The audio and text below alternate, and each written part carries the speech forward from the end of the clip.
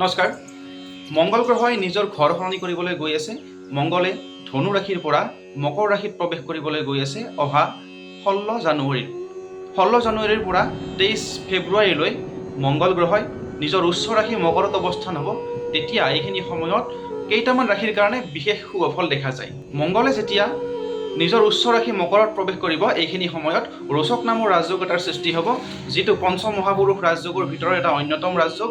গতিকে এইখিনি সময়ত যিবিলাক মংগল প্ৰধান ব্যক্তি আছে আৰু যিবিলাকৰ জন্মকুণ্ডলীত মংগল গ্ৰহটো উচ্চ স্থানৰ আছে বা সক্ৰিয় হৈ আছে, সেইবিলাক লোকে যথেষ্টখিনি শুভফল লাভ কৰিব।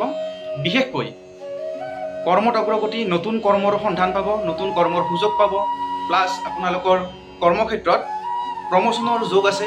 এইকেইটা দিনত এই জানুৱাৰীৰ 23 তাৰিখৰ ভিতৰত আপোনালোকৰ আৰ্থিক সমস্যা হ্ৰাস পাব আৰু সঞ্চয় বৃদ্ধি হ'ব। বিদ্যাৰ্থীসকলৰ কাৰণেও এইখিনি সময় অত্যন্ত শুভফল লাভ হ'ব। যিহেতুকে মংগল শক্তিৰ লগত জড়িত আৰু মংগল প্ৰশাসনৰ লগত জড়িত, হাথিয়াৰৰ লগত জড়িত, গতিকে যিবিলাক ব্যক্তিয়ে প্ৰশাসনিক বিষয়া হিচাপত কাম কৰি আছে বা প্ৰশাসনৰ লগত জড়িত হৈ আছে, তেওঁলোকৰ বাবেও অত্যন্ত শুভ সময়। প্ৰমোচনৰ যোগ দেখা যায়, নতুন নতুন কৰ্মৰ সুযোগ পোৱা যায়। এইখিনি সময়ত আত্মবিশ্বাস বৃদ্ধি হ'ব আৰু দুগুণ উৎসাহেৰে কাম কৰিব পাৰিব আপোনালোকে। গতিকে এইখিনি সময়ত এই কেইটামান ৰাশিয়ে বিশেষভাৱে শুভফল লাভ কৰিব। যেনে ধৰক মকৰ ৰাশিৰ ব্যক্তিসকলে অত্যন্ত শুভফল লাভ কৰিব। মেষ ৰাশিৰ ব্যক্তিসকলৰো এইকেইটা দিন অত্যন্ত শুভ দেখা যায় আৰু কৰ্কট ৰাশিৰ ব্যক্তিসকলৰ বাবেও এইকেইটা দিন অতিকৈ শুভ আৰু সিংহ ৰাশিৰ ব্যক্তিসকলৰ বাবে এইকেইটা দিন অত্যন্ত শুভফল লাভ কৰিব। ধন্যবাদ।